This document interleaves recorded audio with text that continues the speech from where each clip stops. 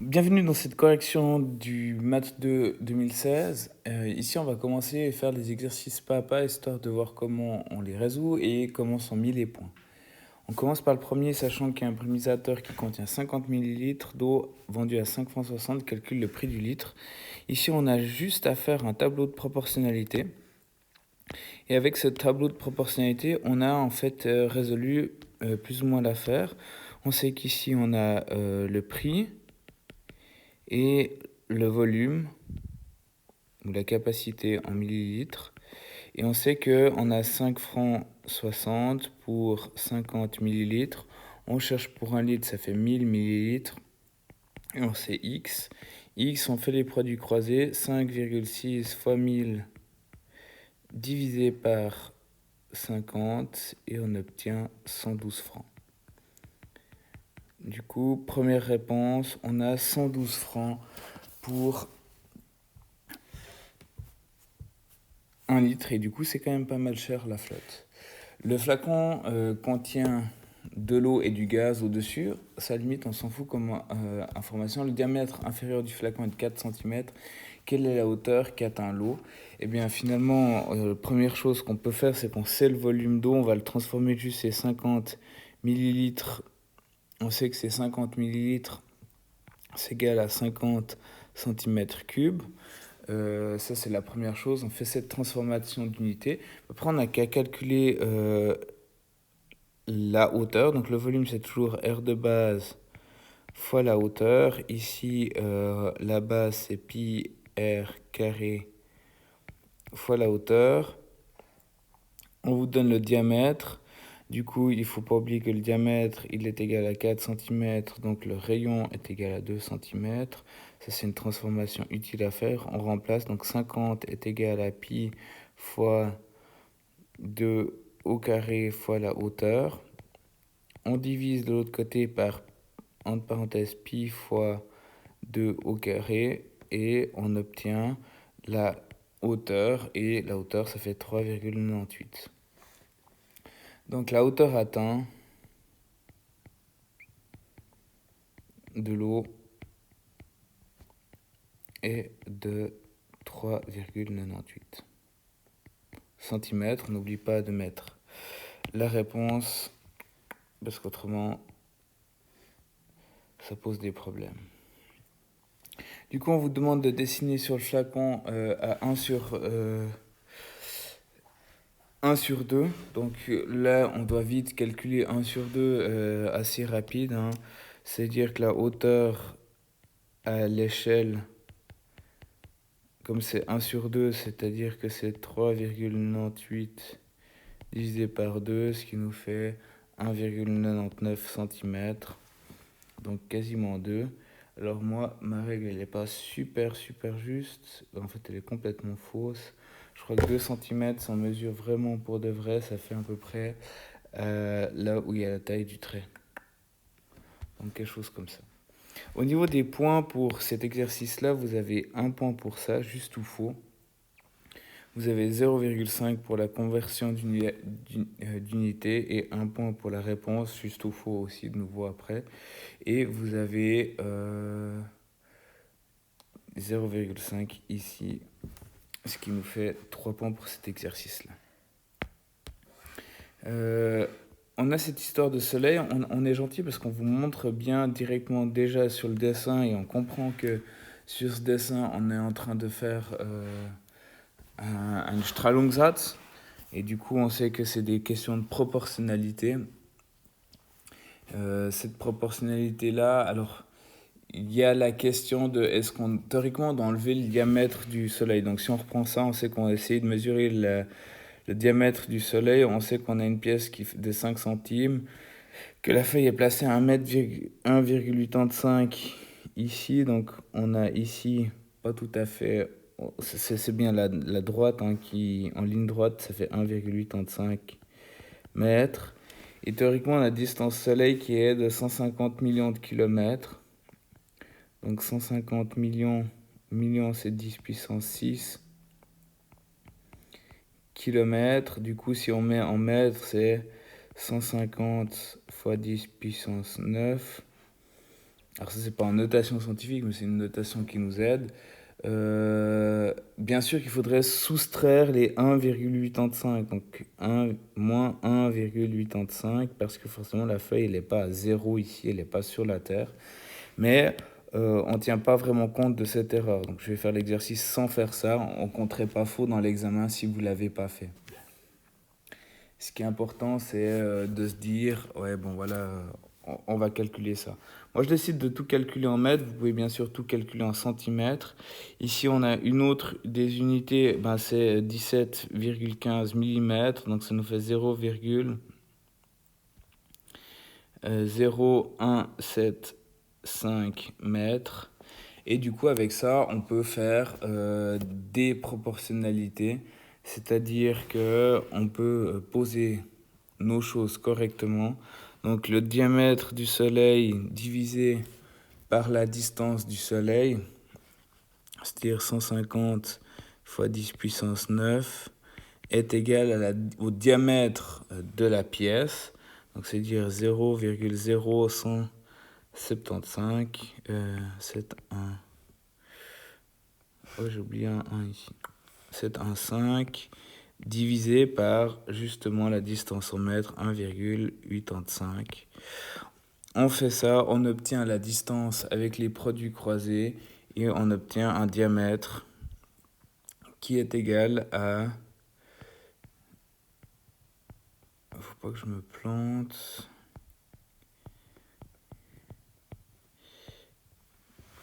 Donc on a 1 milliard 390 540 390 millions 540 000 mètres de diamètre. Et du coup, là, on a le problème qui est résolu et vous avez obtenu le diamètre. Un exercice donc finalement assez basique. Vous avez des points pour des choses assez simples comme les changements d'unité. Là, vous avez 0,5. Pour ce changement d'unité, on donne la réponse en kilomètres, donc il ne faudra pas oublier de changer ça. On a 0,5 pour avoir posé ça juste. On a 0,5 pour ce changement d'unité là. Pardon, ici on a un point. Et on a 0,5 pour la réponse dans la bonne unité. Donc ça fait ici 1 390 540 km. Donc 0,5 pour le fait que la réponse soit en kilomètres. Et du coup, là, ce problème, il est terminé. Si on prend le problème suivant du logo, alors ça c'est clair que ça appelle à beaucoup plus de réflexion. On a pas mal de choses qu'il faudra noter sur le croquis pour essayer de comprendre un peu plus facilement. Donc on sait que AB, ça vaut 8 cm. On sait que CD vaut aussi 8 cm. On dit que chaque pièce est un triangle rectangle et que BCE, donc B, C et E sont alignés. Quel est l'aire de la partie grisée?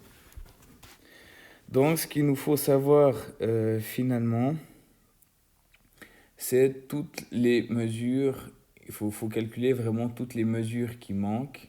Et une des premières mesures qui manquent, c'est finalement la hauteur, ou ce qu'on rajoute ici, c'est savoir qu'est-ce que c'est BD. On sait que BD c'est égal à BC, mais du coup on ne le sait pas. Donc notre grande question c'est qu'est-ce que c'est BD? Et pour savoir BD, ce qui tombe assez bien, c'est que ici on a certaines choses qu'on connaît et qui sont assez faciles à résoudre. C'est le fait que BC et BD sont égales. Donc on cherche BD, on sait que BC et BD sont égales, donc on peut dire que ça c'est X. Donc si on prend et qu'on dessine ça sur le graphique, sur le dessin directement, on a ici ça qu'on a décidé que c'était X et on a un hypoténuse. On voit qu'on a un triangle rectangle, donc on peut faire finalement Pythagore. Et ça, c'est quand même assez cool. Donc, on va mettre calcul de BD ou BC, ça change rien. Et ça, on sait que du coup, c'est x au carré plus x au carré qui est égal à, on le sait, l'hypoténuse, c'est 8 au carré. Donc ici, comme on a un inconnu, finalement, on a quelque chose qui est assez facile à résoudre. X au carré plus x au carré, ça fait 2x au carré est égal à 8 fois 8, 64. On va diviser par 2, ce qui nous fait x au carré est égal à 32. Et on va prendre la racine et on va le laisser comme ça, un x est égal du coup à racine de 32. Donc on a trouvé ce que vaut ces x là, on sait maintenant, et on sait que c'est pareil ici, que ça vaut racine de 32. Donc on a tout ce qu'il nous faut pour calculer finalement notre pièce. On sait qu'on a la grande base qui vaut 8 plus racine de 32. On sait que la hauteur de ce trapèze, c'est racine de 32, et on sait qu'on a 8 en dessus. Donc on a tout ce qu'il faut pour calculer l'aire. Donc on va le faire, calcul de l'aire, du trapèze, rectangle. Et du coup, hop, l'aire est égal à la grande base plus la petite base sur 2 fois la hauteur. Et du coup, on a ici... la grande base, en fait, x4, parce qu'on en a 4. Hein. Donc on pourrait mettre l'aire de 4 x 4, parce qu'on a 4 pièces. Donc la grande base, on a dit, c'est 8 plus racine de 32, plus la petite base qui est égale à 8 divisé par 2, fois racine de 32, fois 4. Je vais le réécrire parce que là, on voit rien du tout. Ça va être un peu plus propre. Donc l'aire est égal à... La grande base, c'est 8 plus racine de 32, plus 8 pour la petite base, divisé par 2, fois racine de 8, fois racine de 32, fois 4, parce qu'il y a 4 pièces. Et du coup, on obtient 245,02 quand on effectue tout ça. Donc, on a trouvé notre aire.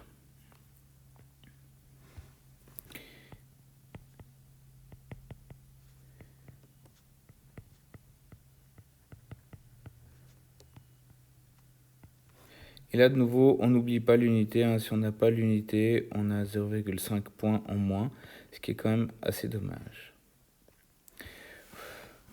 Au niveau des points, on a un point juste ou faux pour avoir calculé ça et un point pour ça. C'est-à-dire que bien sûr que s'il manque la formule, vous avez 0 point parce que vous n'avez pas mis la formule.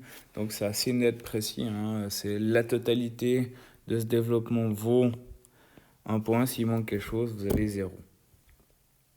On vous demande en B de calculer le rayon.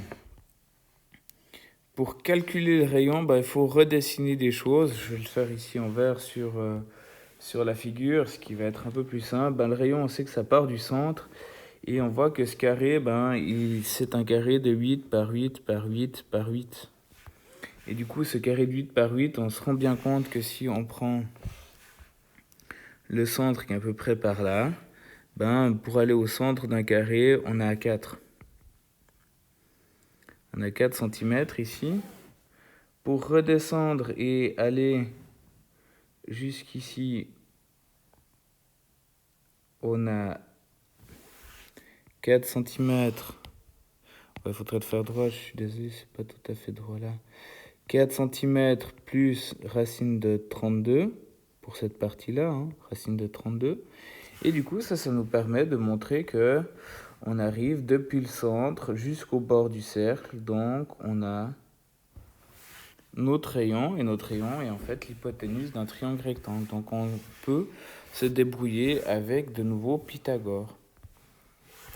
Donc, pour calculer ça, on a un calcul du rayon et on a un Pythagore assez cool, assez bien senti. Donc ce Pythagore là, c'est qu'on a notre hypoténuse qui est le rayon. Rayon au carré est égal à 4 au carré plus... Attention, bien mettre les parenthèses comme il faut. 4 plus racine de 32 au carré. Donc, mettez bien les parenthèses comme il faut, hein. C'est bien d'avoir la calculatrice, mais si on tape faux, on est embêté. Du coup, on va effectuer directement ça pour trouver, il faut faire la racine de tout ça. Donc le rayon est égal à, hop, la racine de 4 au carré plus, entre parenthèses, 4 plus racine de 32 au carré. Et notre rayon est égal à 10,45. Là aussi, hop, on l'a trouvé, on le met là. Et on pose le rayon vaut 10,45 cm. Bien sûr, de faire attention de ne pas oublier les unités.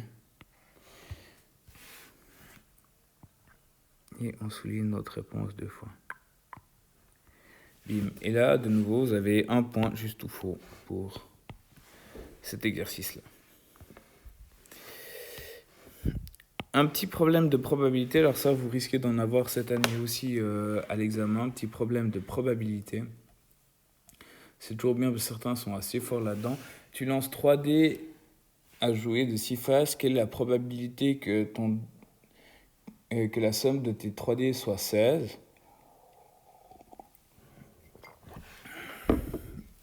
Mais en fait, il faut essayer de se trouver qu'est-ce qui fait 16 quand tu additionnes 3 dés. Donc, si on part ici, on a 3 dés, donc on va toujours mettre 1, 2, 3. Il faut calculer quelles sont les possibilités d'avoir 16. Donc, si je fais le premier 6, deuxième 6, ça fait 12. Il me faut 4, c'est bon, ça fait 16.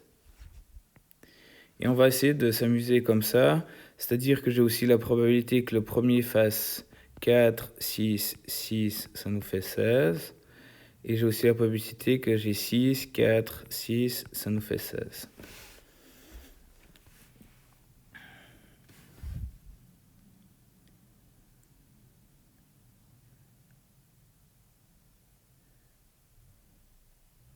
Du coup, après, il faut que je regarde, en fait, qu'est-ce qui est possible. Si je fais 6 pour un dé, du coup 5 pour l'autre, si c'est 5, ça fait 11. 11, il me faut encore 5, et bim. Ça marche, ça nous fait 16. Et du coup, j'ai la même possibilité avec les autres. Ça nous fait 16. Et est-ce qu'il existe d'autres possibilités? On peut essayer de se dire 6 et 4, ça fait 10. 10 plus 6, ça fait 16. Donc ça pourrait marcher. Mais du coup, si on fait ça, ça revient à la même chose. Donc on se rend compte qu'en fait, qu'on a ces 6 possibilités là. Donc on n'en a pas plus, donc on arrive à 6 possibilités.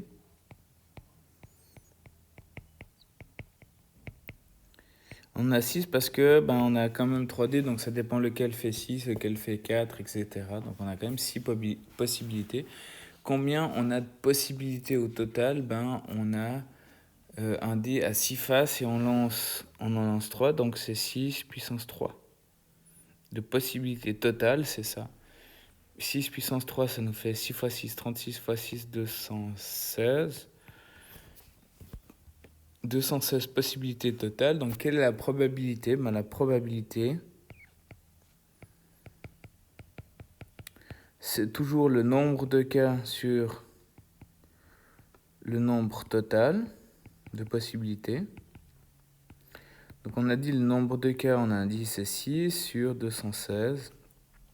Si on réduit ça en fractions, ça nous fait 1 36e. On peut aussi le mettre en pourcent et ça fait 2,7%. 1 36e, ça va très bien aussi. Donc la probabilité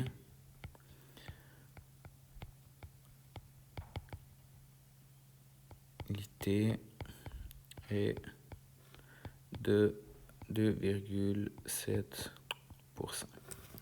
Donc c'est toujours trouver le nombre de cas possibles sur le nombre de cas total et c'est comme ça qu'on arrive à résoudre ça. Vous avez un point pour avoir trouvé les 6 possibilités et puis pour les possibilités totales et la résolution, tout ça, ça vous fait un point aussi. Donc c'est juste ou faux, un point ici.